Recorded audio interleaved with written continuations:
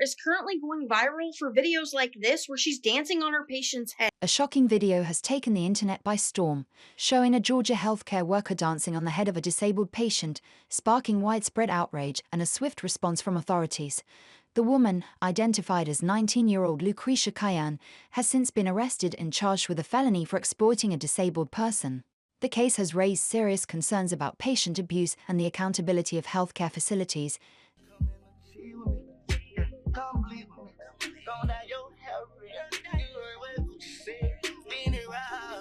especially since the healthcare center where this occurred, SHNHL Healthcare LHLHC, is owned by Cayenne's mother. This revelation has only deepened the controversy, with many questioning how such an incident could occur under the supervision of a facility owner who was supposed to ensure the safety and well-being of the patients under her care. The controversy began when an Instagram account known as the Queen of Accountability posted the disturbing video, which quickly went viral. The footage showed Cayenne engaging in inappropriate behavior with a vulnerable patient,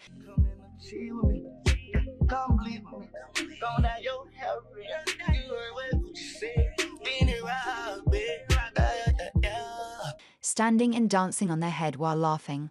Many viewers found the video dehumanizing and outright abusive, leading to an immediate public outcry. The fact that the patient appeared to be unable to fully consent to what was happening only heightened the outrage, with people calling for immediate action to be taken against both Cayenne and the healthcare facility.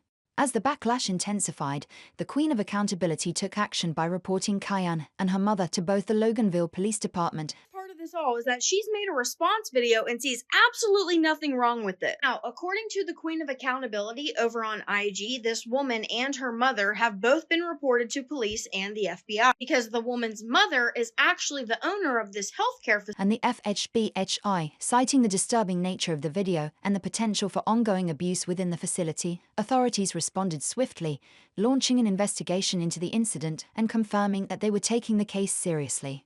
Shortly after the video went viral, Cayenne attempted to defend herself by posting a response video on TikTok, where she dismissed the concerns and insisted that the situation was being misinterpreted. Facility called SNL Healthcare LLC, and this is located in Georgia. She also writes that allegedly the woman and her mother are both immigrants as well, and that the FBI and Loganville police are now involved in handling the case. In her video, she claimed that the patient was fully aware of what was happening and comfortable with her actions, implying that no harm was done. She went on to blame camera angles for making the situation appear worse than it actually was and accused people of jumping to conclusions.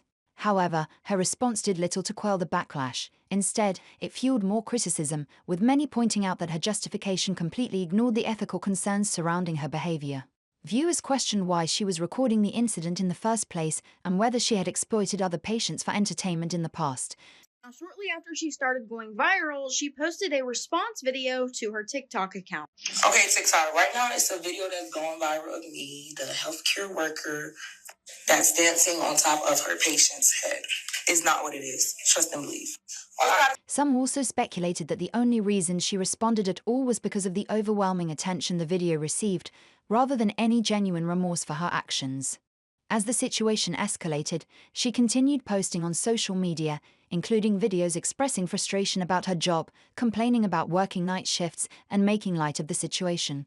However, as more people called for her arrest, she eventually deleted all videos related to the controversy, including her response. This sudden disappearance did not go unnoticed. A few days later, the Queen of Accountability provided an update confirming Cayenne's arrest. In an Instagram post, For now, is angles play a big part, but we're going to get into that another time, okay? A lot of people in the comments talking about sexual assault, rape, just all type of dumb shit, non-verbal. Trust and believe, he's verbal. They praised the Loganville Police Department and the FBI for their swift action, revealing that Cayenne had been taken into custody and charged with felony exploitation of a disabled person. They also shared a mugshot of Cayenne, where she appeared to be smiling, a detail that further outraged the public, as it seemed to suggest she was not taking the severity of the situation seriously. And if he's not verbal to his kins, then I don't know what's going on over there, but around here he be verbal. And I got proof. What you say? I'll give him a hug. You want to get a hug? Yeah. Okay. Yeah. Why are you... Many people took to social media to express their anger, questioning whether Cayenne truly understood the gravity of her actions. Loganville police later released an official statement on Facebook, confirming the arrest and detailing their involvement in the case. They acknowledged that the Queen of Accountability had provided crucial information that helped locate and apprehend Kyan. Recording this. He looks very aware and comfortable to me, so y'all need to stop jumping to conclusions, even though, yeah, I do see how he look, but trust me, it's not that.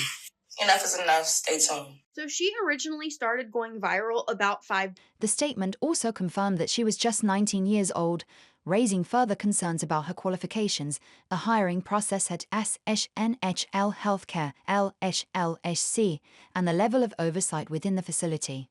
With Kyan now facing legal consequences, questions remain about the role of her mother. Days ago. Then the Queen of Accountability made her post. She posts her response video, then posts this new video. Then 3 days ago, she posts this video about how she hates working night shifts, and we haven't heard anything from her since. We have an update on the healthcare worker that went viral, who owns the facility where the incident took place. Many are wondering whether she will also face charges, given her connection to the business and potential responsibility for her daughter's actions. If the facility allowed such behavior to occur under its roof, how many other patients might have been mistreated? for dancing on her patients' heads. She's been arrested. If you missed my last video going over this, go back and check that out because she actually made a response video to getting called out for this where she thought she did nothing wrong. An IG account by the name of the Queen of Accountability calls for a full investigation into SNHL Healthcare LHC have grown, with some people demanding that the facility be shut down entirely if further evidence of misconduct is uncovered. The case has ignited an important conversation about the treatment of disabled individuals in care facilities and the need for stricter regulations in the healthcare industry. The power of social media in exposing wrongdoing has once again been demonstrated, proving that public pressure can lead to real consequences. Made a post to IG about how she had reported her. Then, about an hour ago, she posted this update. She wrote, "Shout out to the Loganville Police and the FBI for doing work. Today, the Loganville Police Department arrested Lucretia, I believe her name is, Coyen." However, while Kyan's arrest marks a significant step toward justice, the discussion surrounding patient safety, ethical caregiving, and the responsibilities of healthcare providers is far from over. People are now urging authorities to take further action to ensure that this is not just an isolated case but part of a larger pattern of neglect and abuse that needs to be addressed. She is being charged with a felony for exploiting a disabled person. I contacted them on 1/22/25 and provided all the information. They stated they would investigate and locate the suspect. It only took 6 days. People doubted me. For now, the world is watching closely to see what happens next. Will Kyan's mother also be held accountable? Will the facility face legal repercussions? And most importantly, how can we ensure that incidents like this never happen again? As investigations continue, one thing is clear: the internet will not let this case be swept under the rug. And that's the latest on this shocking case. What do you guys think? Should Kyan's mother be held accountable too? This healthcare worker is currently going viral for videos like this where she's dancing on her patient's head. Do you believe this is just the tip of the iceberg when it comes to patient abuse in these facilities? Let's keep the conversation going in the comments because this story is far from over. The case has sparked a larger conversation about how vulnerable individuals in healthcare settings are treated and whether enough is being done to prevent abuse or mistreatment. Beyond Kyan's arrest and the investigation into SNHL Healthcare LHC,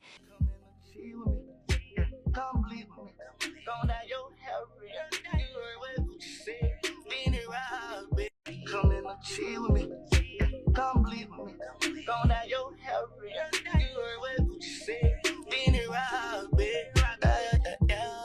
the incident has shown a glaring spotlight on the growing concerns about the oversight and regulation of healthcare facilities, especially those dealing with patients who are unable to fully care for or defend themselves.